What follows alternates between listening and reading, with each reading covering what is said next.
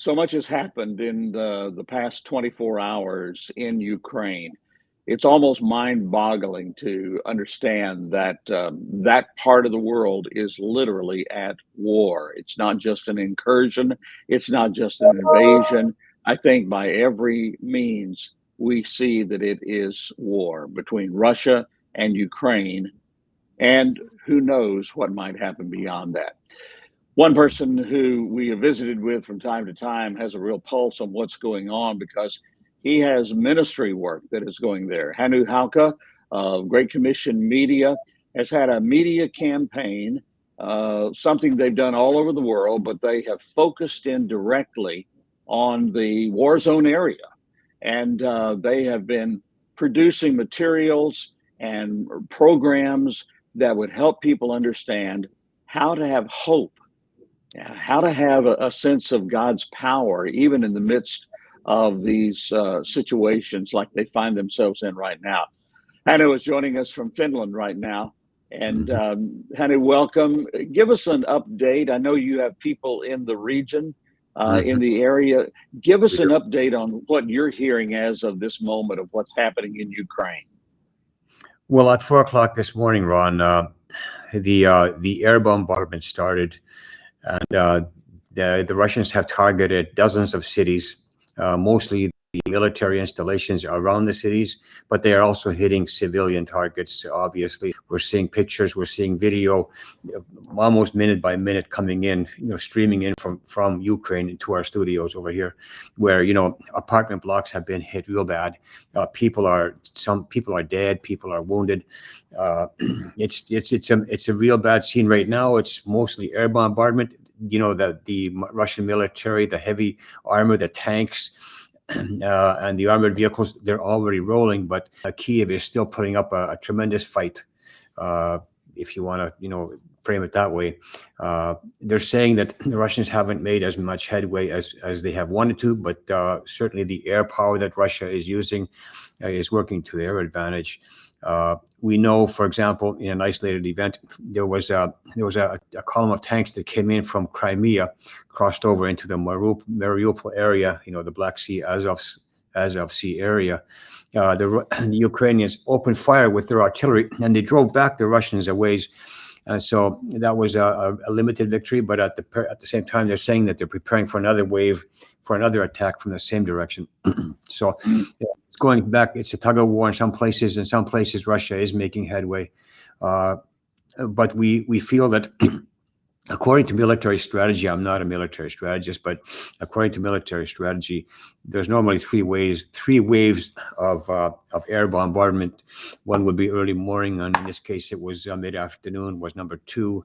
And tonight, they're expecting a third one, after which the Russians will probably try to assess the damage and to see what they can do next. Is it early enough to really launch a lot more armor to ship it into or to roll it into Ukraine? So that's what we're expecting in the next day or so. We're expecting to see a change in Russian strategy if their air power has been working successfully, which to some point I guess it has.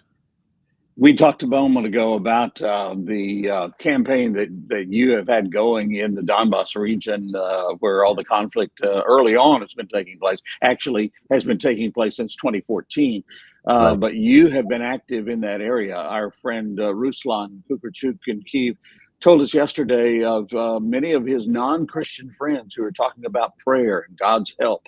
And so there are people in the midst of this crisis are searching. What are you doing? Have you had to back off with your media campaign and sharing the gospel? No, let me say that we certainly never planned this kind of an adventure regarding that evangelism campaign. We started to prepare about 2-3 years ago, but because of the pandemic, there was a setback. We had to draw back for a bit.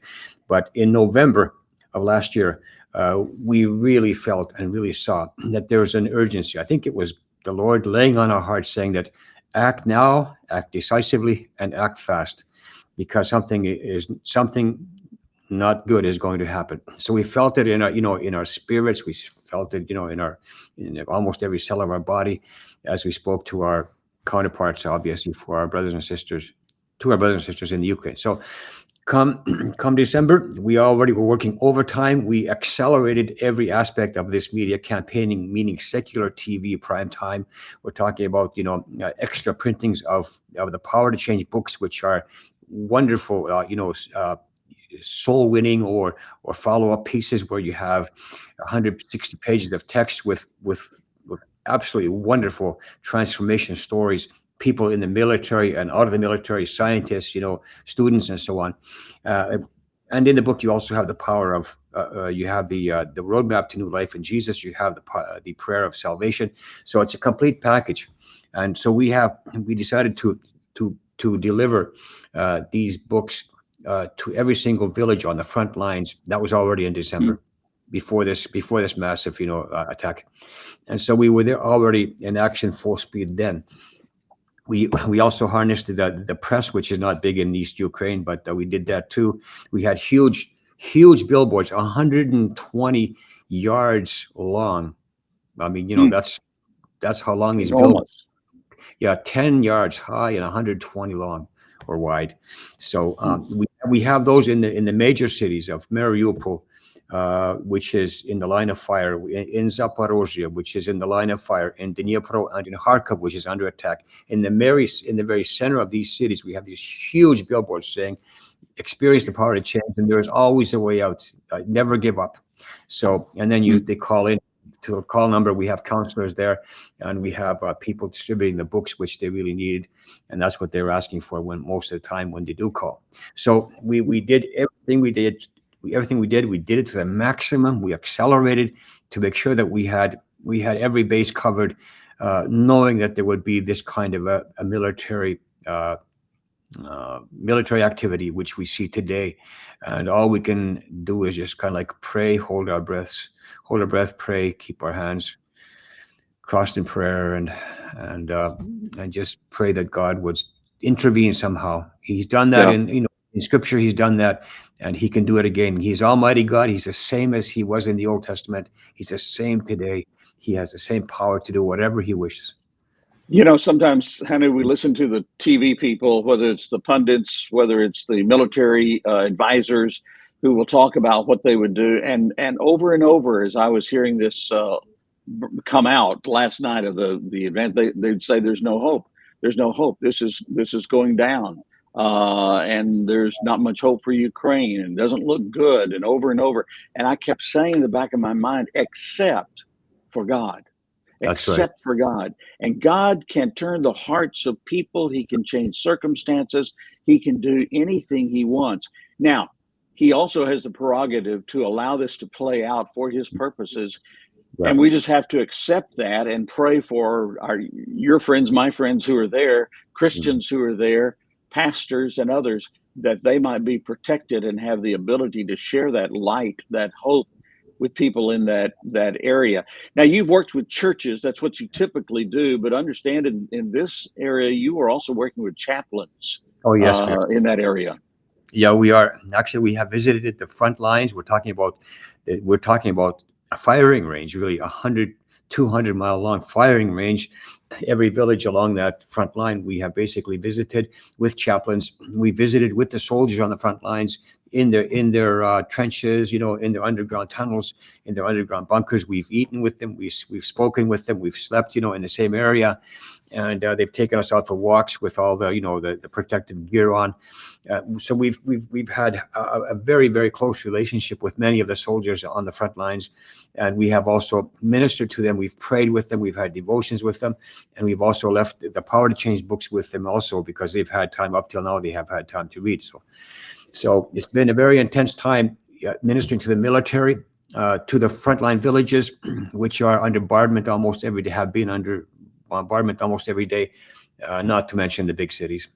Yeah. What about the people who live in that area? We don't really have a good sense. We see some pictures. It looks like third world countries. It looks like old Russia or old Ukraine. What about the people there? What are they doing? What can they do in this crisis time? Well, right now they have started to evacuate, if not already evacuated, almost every small village on the front lines. I mean, the Ukrainians have already done that. hopefully they've succeeded in doing that.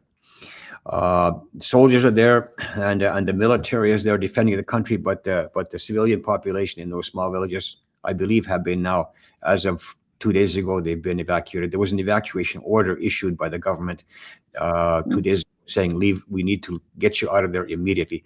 Yesterday they said every 15-year-old child in eastern Ukraine must immediately be moved out into western Ukraine.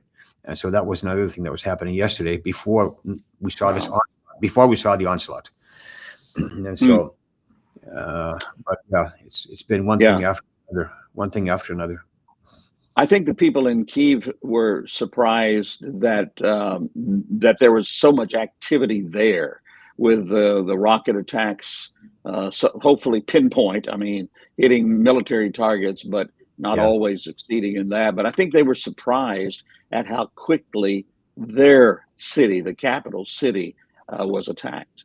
Well, here's the story to that. It's a military strategy. It's part of the military strategy. It's actually like what you call instruction book stuff, where you do the aerial bombardments first.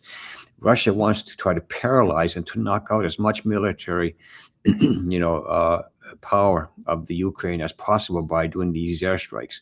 So that's their first priority, and there's 3 waves of those, and the 3rd wave apparently will be tonight. So it's going according to the storybook, actually. And that's why people were surprised. They don't know the strategy. They don't, civilian population doesn't know what military wants to do, what the Russian military wants to do. So it was a surprise to them, as you say. They weren't expecting, the explosions and the attacks, but they were all targeted, missile attacks and so on. Cruise missile attacks, by the way, in Kiev. That's all in preparation. That's all in preparation for the major thrust, if it comes to that. But Ukraine, apparently, as we understand, is putting up stiff resistance. Yeah, and we're continuing to pray. So many people around the world, that's the focus of the whole world right now, is on that part of the world. But I'm so glad to say that Christians and media leaders that we've had the opportunity to work with are praying, and they're praying hard. They're not just casually praying. They're so interested, because many of them have gotten to know each other. They know those in Ukraine. They certainly understand the situation, and they're lifting them up in prayer. Hannu, if there were 2 or maybe 3 things that people could pray for as it relates to what you're doing, but also as you've observed Ukraine, if there's something there, give us 2 or 3 things that we can pray about. Yeah. Well, let me start by saying that Pastor Yuri Babinets, who is our number one person, he's the pastor of that huge church with 200 affiliates, in the Kiev area and also other parts of the country. He said that they have asked all the members of their churches to mobilize and to be of service to the unchristian population, to those who do not know Jesus. Many of them are desperate. Many of them are panicking. They need comfort. They need help. They need counseling. So they're mobilizing all their thousands of members in their affiliate churches to reach out to the population and just to minister to them as this bombardment is going on. So that's number one. Pray for the churches. Pray for the volunteers as they reach out to the population that is really hurting at this time. Another one is we're in the middle of a bombardment, but we still have our ministry, because we have printed more books for the population. We've gone on more TV stations across the nation. There's obviously a price that we have to pay, but that's maybe an item for prayer that God would help us to meet all our needs. Yeah. And you've done this, as I've said, all over the world. You've had great impact through these types of campaigns. How amazing it is that God would put on your heart to be in that region, that area, for such a time as this. I mean, it hardly can keep from saying that. And yet we know that people who are in turmoil need hope, and they need a sense of where can I turn for power, for strength, for peace, for hope. And we know ultimately the only answer is Jesus. Yes, absolutely. Absolutely. I totally believe from all my heart, after doing 108 of these megacity campaigns on 4 continents, I'm saying this was divine timing for this particular campaign in East Ukraine. I can't believe how heaven has timed this to coincide with what is happening now. Yeah. And it does give us a sense of hope that God has His hand upon everything. Not Absolutely. I've often lightly said God plays 3D chess. We think we're playing checkers. God is He sees so far, so deep, before, after. He knows everything, and so His strategic plan is so great. And Yeah. the best we can do is catch up with it, be a part of it through prayer, do what He leads us to do to be part Mm-hmm. of His great plan. Hannu, thank Absolutely. you for this update, and our prayers continue with you and your ministry. I know Thank you. Laura is a big part of that as well. We pray for you, and Yes. we just continue to pray for God's wisdom, both for those of us who want to help, but also for those who are in Ukraine right now, that God can use them in amazing ways, even while they deal with a crisis in their country. Thank you for Absolutely. being with us, and thank you for this update, Hannu. Thank you, Ron. We appreciate you always. You're one of our, most valued partners, and you're one of our mentors. So, I mean, we just thank God for you. Yeah.